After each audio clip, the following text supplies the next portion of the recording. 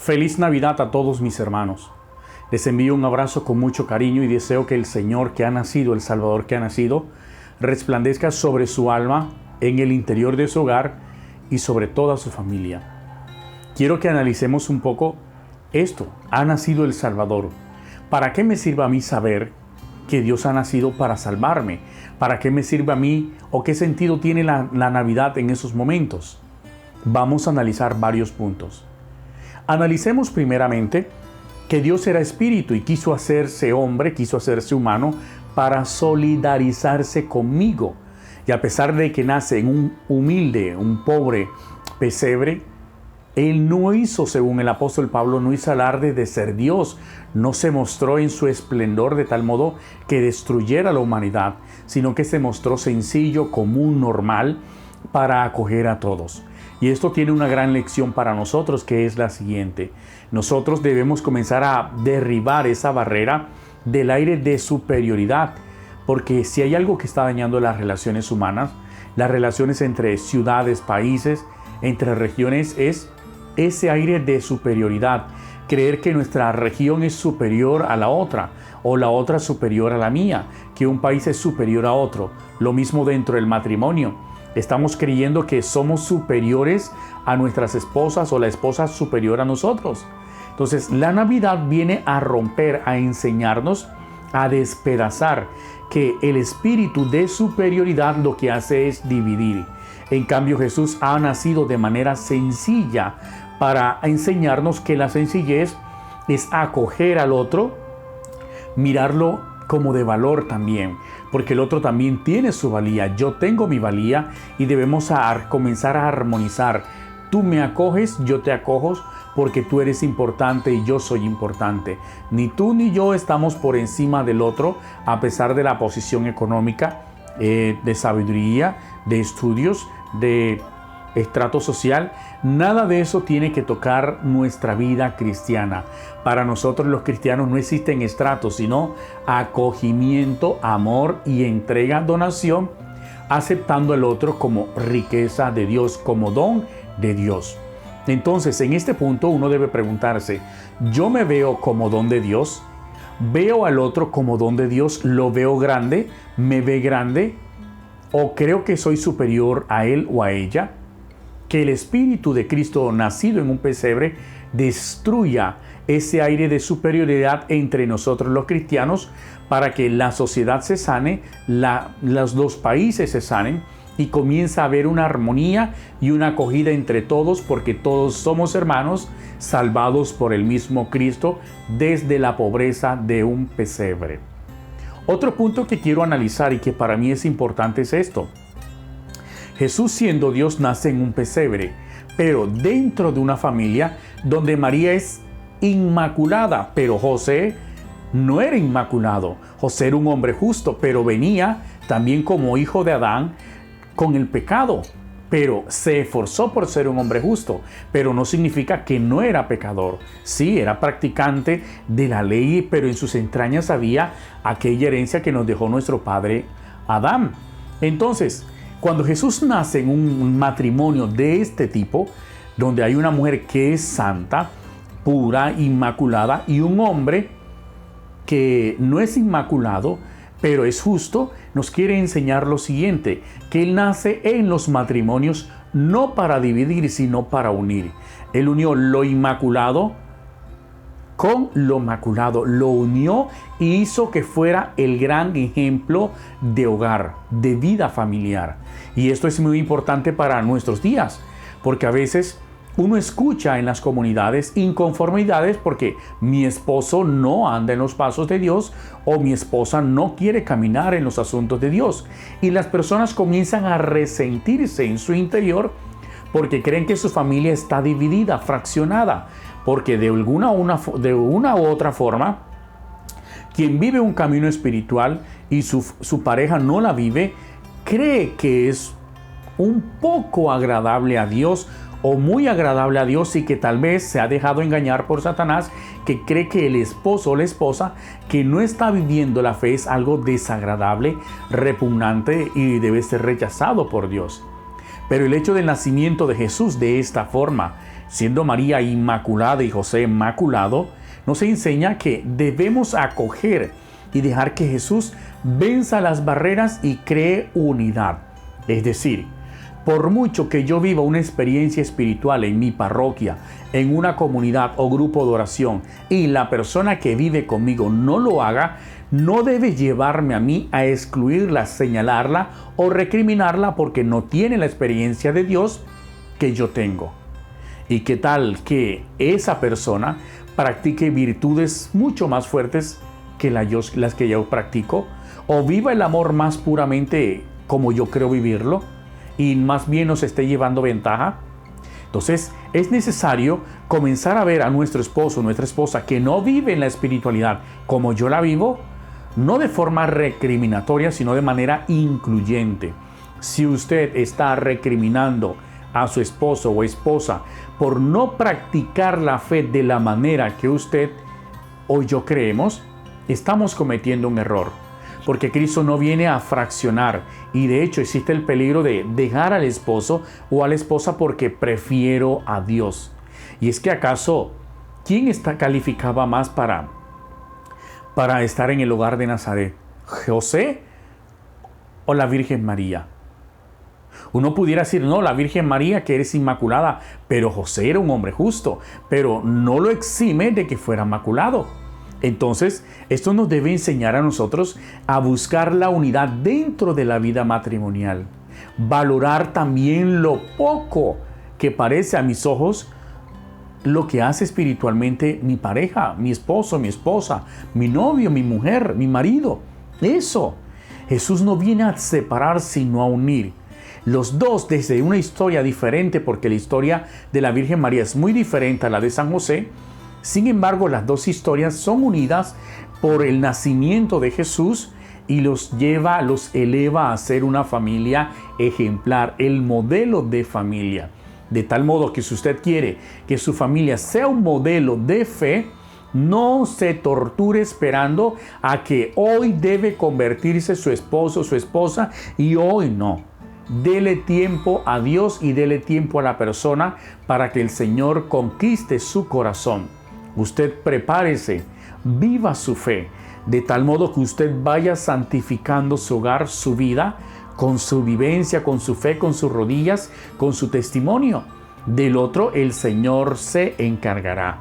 Tal vez uno se siente inmaculado, pero no debemos presumir que somos santos y agradables, aptos al Señor, porque vamos a una parroquia o pertenecemos a una comunidad o comulgamos o qué sé yo.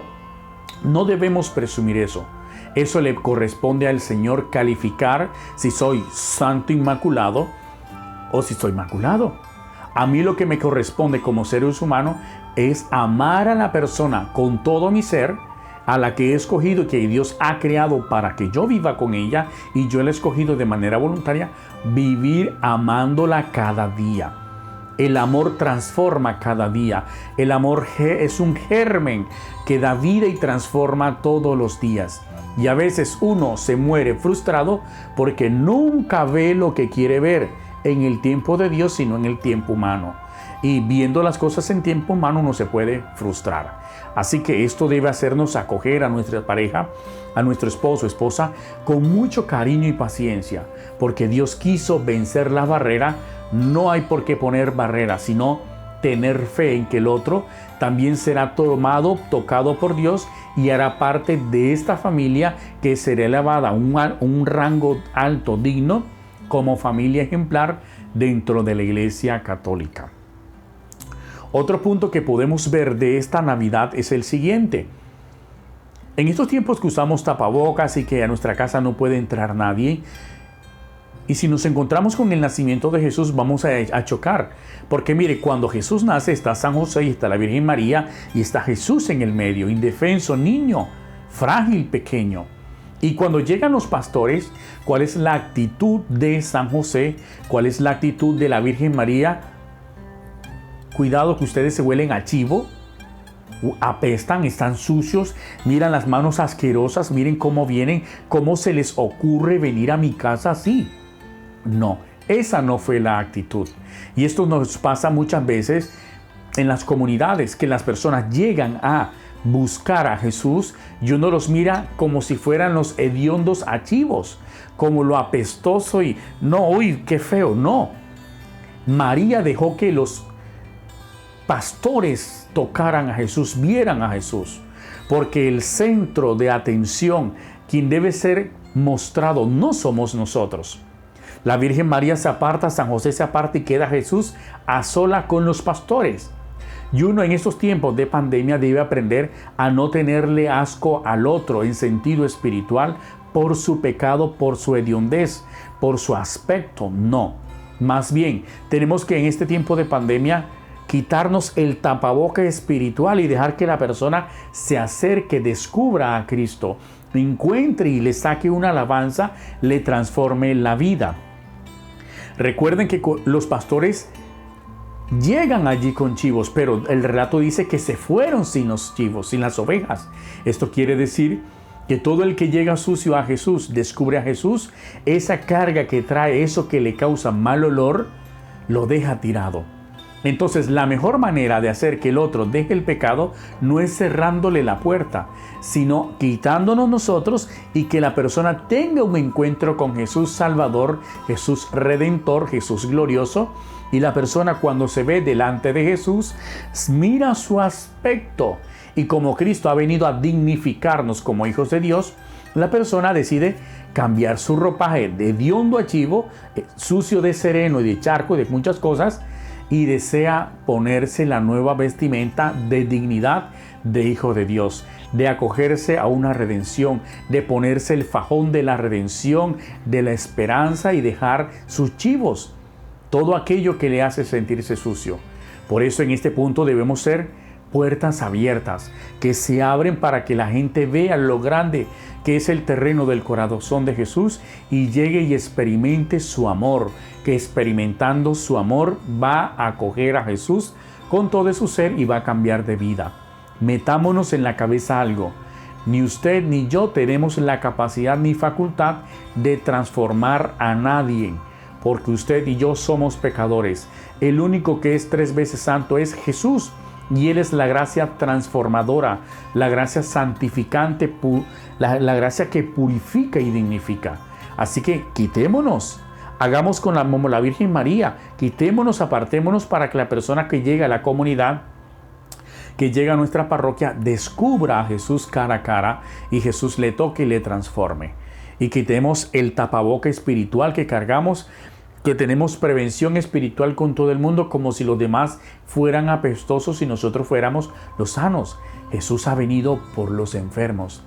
Así que más bien uno debe comenzarse a mirar como el enfermo necesitado de Jesús y mirar a los otros con la misma dignidad. Todos somos enfermos necesitados de Jesús. Un punto muy importante también es que allí habían bestias. Ahí habían bestias. Y uno puede decir, bueno, ¿qué me puede enseñar a mí el que Jesús haya nacido en medio de bestias? No solamente está el hogar de Nazaret, sino que hay bestias dentro del hogar de Nazaret.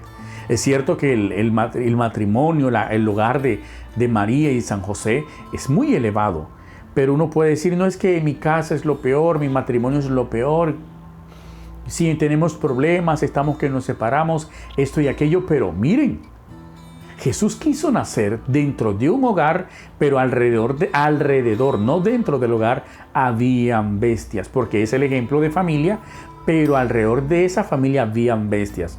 Ahora cambia la cosa. Nuestro hogar no es santo. Ahora las bestias están dentro de nuestro hogar. Dentro de nosotros, dentro de mí como hombre, dentro de ti como mujer, hay bestias. Están nuestros impulsos que tienen comportamiento de bestias. Nuestros deseos, nuestra sexualidad, nuestros deseos, sueños, nuestra rudeza tiene comportamiento de bestia. Pero, ¿qué me enseña que Jesús haya nacido en un hogar alrededor de bestias? Que Jesús tiene el poder de llegar a lo más profundo de nuestra casa, de nuestro ser, a vencer nuestras bestias. Si usted contempla en el comportamiento, en la personalidad de su esposo o su esposa una bestia, no lo califique mal, no lo rotule, porque eso que usted etiqueta, Jesús lo viene a desetiquetar, a romper esa etiqueta.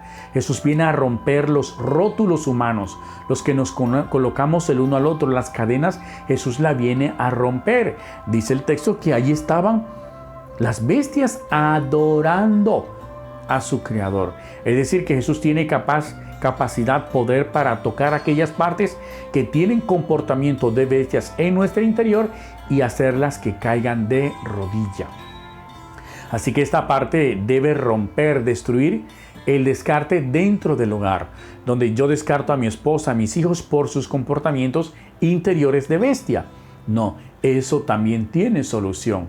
Por lo tanto, yo tengo que acoger a mi esposa, a mi esposo, a mis hijos y comenzar a tener esperanza de que ellos en algún momento esos comportamientos caerán de rodillas ante Dios el Salvador, que puede salvar al hombre de sí mismo, del pecado y de la oscuridad. Otro punto que quiero resaltar. A veces uno escucha dentro de la iglesia divisiones entre los hermanos del norte y los hermanos del sur, o ciertas comunidades que están cómodas económicamente y otras que pasan necesidades, y se forman las divisiones entre ministerios, predicadores, se forman divisiones entre hermanos.